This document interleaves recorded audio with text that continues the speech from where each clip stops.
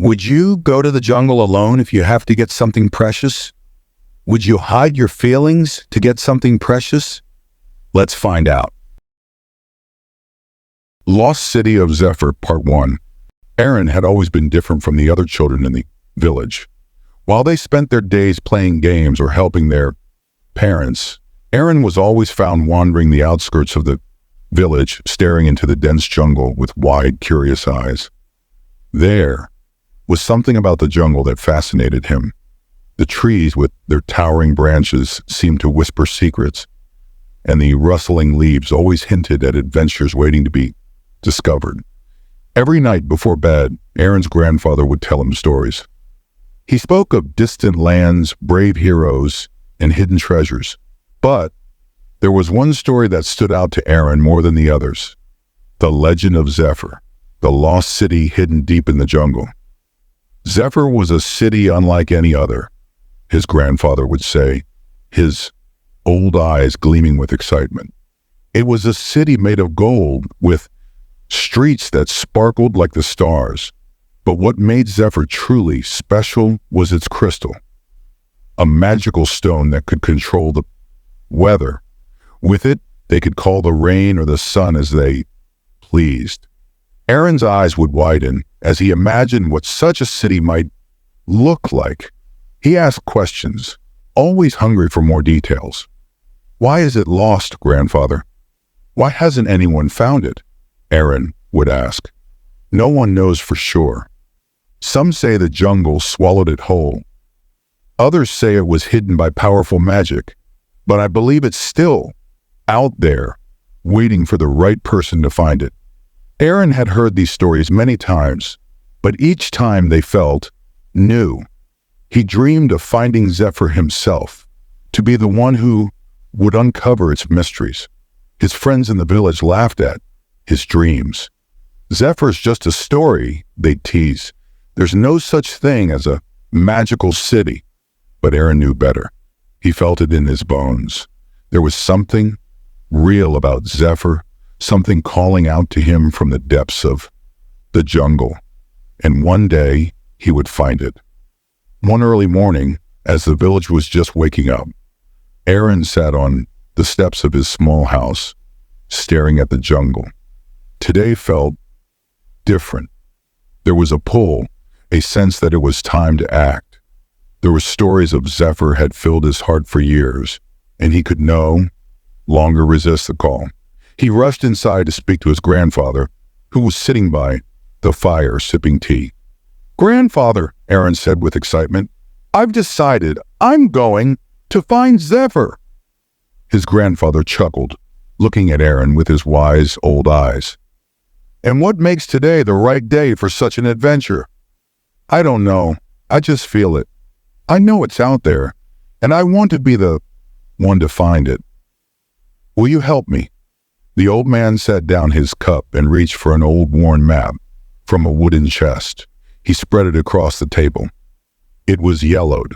With age, the edges tattered, but still detailed enough to show a rough sketch of the jungle. "This is the map my father gave me, and his father gave him," said the old man. "It's said to show the way to Zephyr, but no one has ever followed it to the end. Be careful, Aaron. The jungle is dangerous, and not just because of wild animals. There are things out there, things you can't always explain." Aaron nodded, his excitement tempered by his grandfather's warning. "I'll be careful, I promise."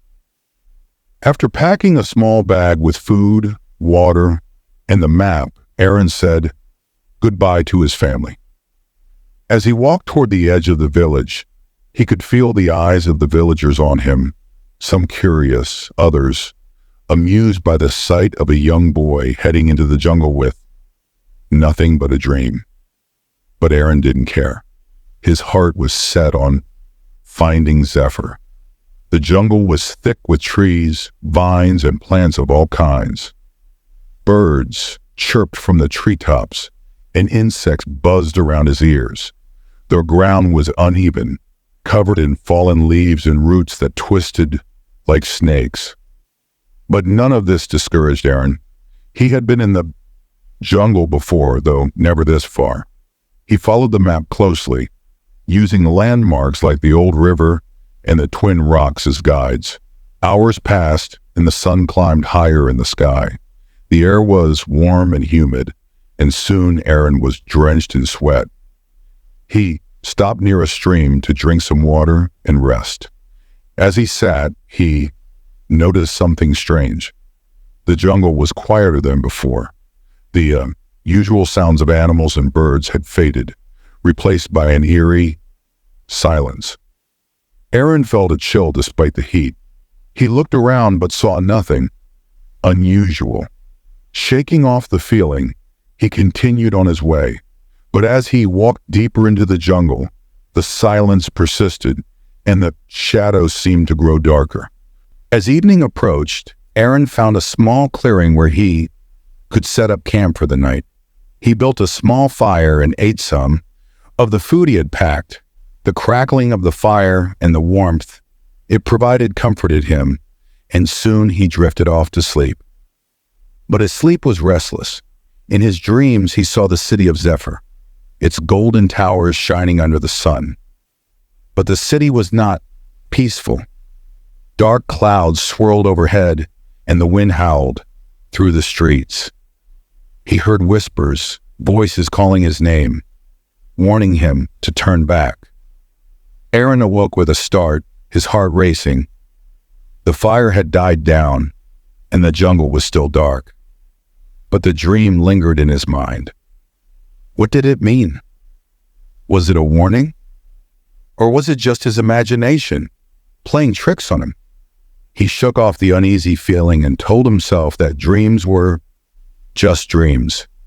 He had come too far to turn back now. Tomorrow he would continue his journey. As Aaron prepared to leave the next morning, he heard rustling in the bushes. His heart skipped a beat. Was it an animal? Slowly he picked up a stick for protection and approached the sound. To his surprise, a small group of children, no older than himself, stepped out from the bushes. Their clothes were ragged, and they looked weary from the jungle trek. "Who are you?" Aaron asked, lowering his stick. "We're from the neighboring village," said one of the boys. "We heard the story of Zephyr, and we want to find it too." Aaron was surprised, but also relieved to find others who believed in the legend. "I'm Aaron. I've been following this map my grandfather gave me. I think I'm close." The group exchanged glances, and the boy who had spoken earlier stepped forward. "We've been wandering the jungle for days, without much luck. Can we join you?" Aaron hesitated. He had set out on this journey alone, but having companions might make the trek easier and less lonely. "All right," he said, "but we have to stick together. The jungle is dangerous." With that, the group continued deeper into the jungle. The children shared stories of their own villages, of their dreams and hopes of finding Zephyr. Their laughter echoed through the trees, lightening the tension of the unknown path ahead.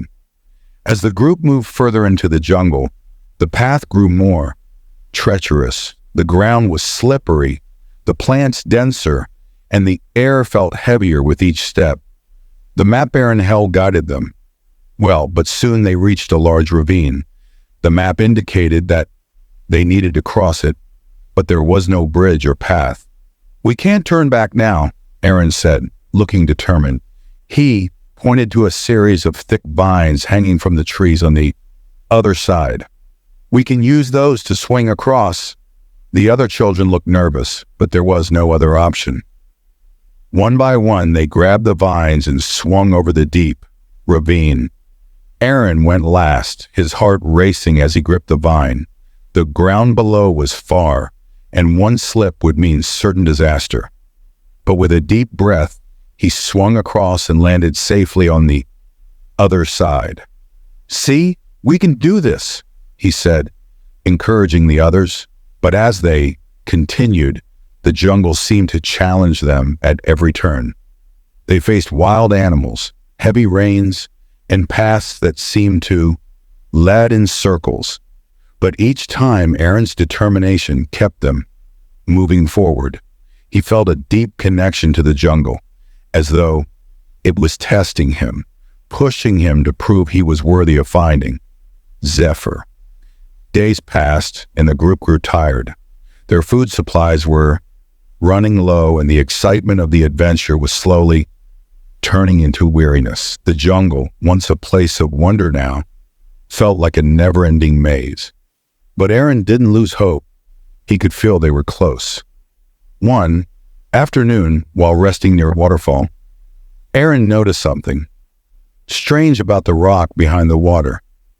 It shimmered differently than the rest. Curious, he approached it and touched the stone. To his surprise, his hand passed right through it. It wasn't solid. It was an illusion. Aaron's eyes widened as his hand passed through the shimmering rock. He quickly pulled it back, his heart pounding in his chest. "There's something here," he whispered to the others. The group gathered around, their curiosity piqued. Slowly, Aaron stepped through the illusion, disappearing behind the waterfall. The others followed, hesitant but trusting their leader.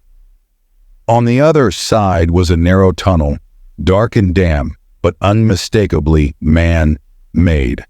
The walls were lined with faint carvings, ancient symbols that none of them could understand. "This must be the way to Zephyr," Aaron said, his voice echoing in the small space. "We're closer than ever." The tunnel twisted and turned for what felt like hours, but eventually it opened into a vast underground cavern. Before them was a stone staircase leading upward, carved intricately into the rock. As they ascended, the air grew cooler, and the sense of mystery deepened. They reached a large stone door at the top of the stairs, engraved with the same symbols they had seen in the tunnel. At the center of the door was a handprint, glowing faintly. Aaron stepped forward, feeling an unexplainable connection to the ancient doorway. Without hesitation, he placed his hand on the glowing imprint. The ground rumbled beneath their feet, and with a deep, groaning sound, the door slowly opened. Beyond it lay Zephyr. The Lost City of Zephyr was everything Aaron had dreamed of, and more. Golden towers rose high into the sky, glittering in the soft light that filtered through the clouds. The streets were lined with statues and fountains, and the buildings, though ancient, seemed untouched by time.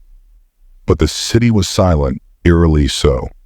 No people, no animals, not even the wind disturbed the stillness. "Where is everyone?" one of the children asked, looking around. Nervously, Aaron didn't answer. He was drawn to the center of the city, where a massive temple stood, its spire reaching toward the heavens. This, he knew, was where the crystal was kept. As they made their way through the empty streets, the group couldn't shake the feeling that they were being watched. Shadows seemed to shift in the corners of their vision, and the air felt thick with anticipation. When they finally reached the temple, Aaron pushed open the heavy doors, revealing a grand hall bathed in a soft blue light. At the center of the room, floating above an altar, was the crystal. It was more beautiful than he had imagined, glowing with an otherworldly light that pulsed gently, like a heartbeat.